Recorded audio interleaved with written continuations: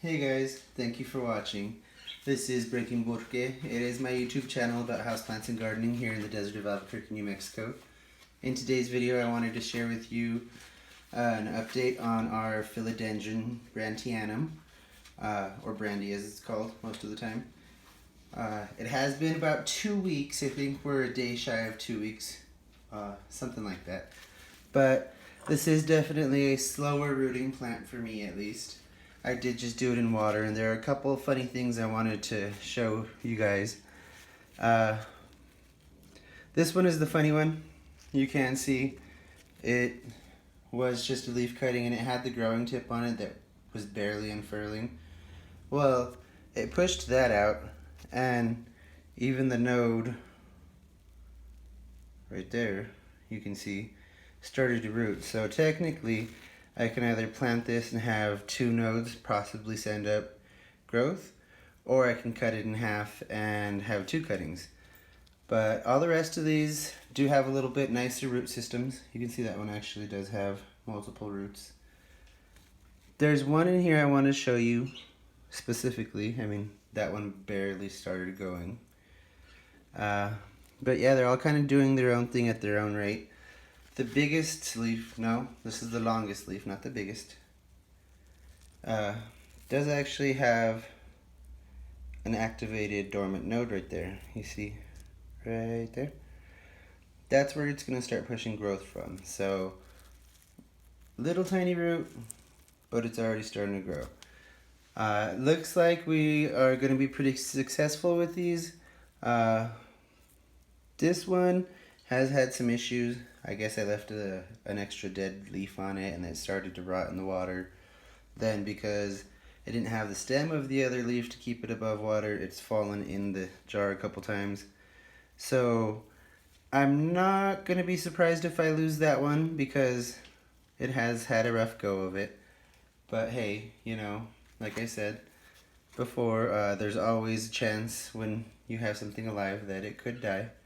So go into plants knowing that's a possibility. I think I'm going to keep these in water probably for another week or 2, and then I'll pot them up. Who knows, maybe we'll do one of those or a couple for the giveaway. Like I said, that is still coming. Just in like 2 days, I just got to get some stuff together and see exactly what I'm going to be sending out and get some dates, and yeah, have to iron out the details. But I do want to share with you a new plant as well. I did get my first plant in leca. Now I didn't read the ad when it was posted and I just said yes, I want it, and so I went and picked it up, and then I get there and I noticed it's in leca. Not a bad thing, and it does look similar to the Philodendron mayoii. This is Philodendron lacerum. And you can see right there that looks very much like a mayoii. This one too. But as the leaves start getting bigger, and here you can see a more mature leaf, it starts to lose the lobing a bit. Oh, and you can't see it. But see, it loses the lobing and it gets more of a ruffled edge. And these leaves, from what I've seen online anyway, can get up to, let's see, probably 2 to 3 feet long, and the ruffles become really pronounced, and it almost looks like a vining elephant ear when it's mature, if we're trying to compare it to anything. This is a type of basket here on top.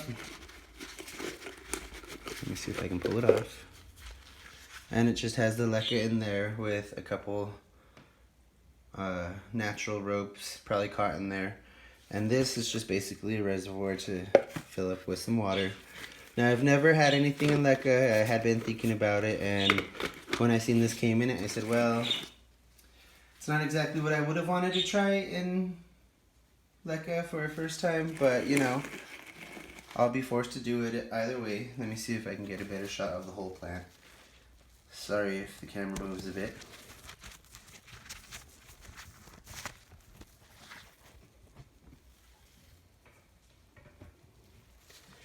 Decent sized plant. I got it locally and way cheaper than I was looking to spend. This has been on my wish list for a while, and the prices have just been ridiculous. And this, luckily enough, has multiple growths, so I mean, I could always let the bigger ones grow and propagate from the smaller if I wanted to share, or if I even want to try an experiment and see if it does better in leca than soil, I could always do that. Let me know if you have any tips on growing in leca. I did join a group that's supposed to help lazy or inexperienced people with leca, so we'll see how this goes. But yeah, I guess depending on if it's successful or not will justify transferring other plants to leca. Thank you for watching and have a great day.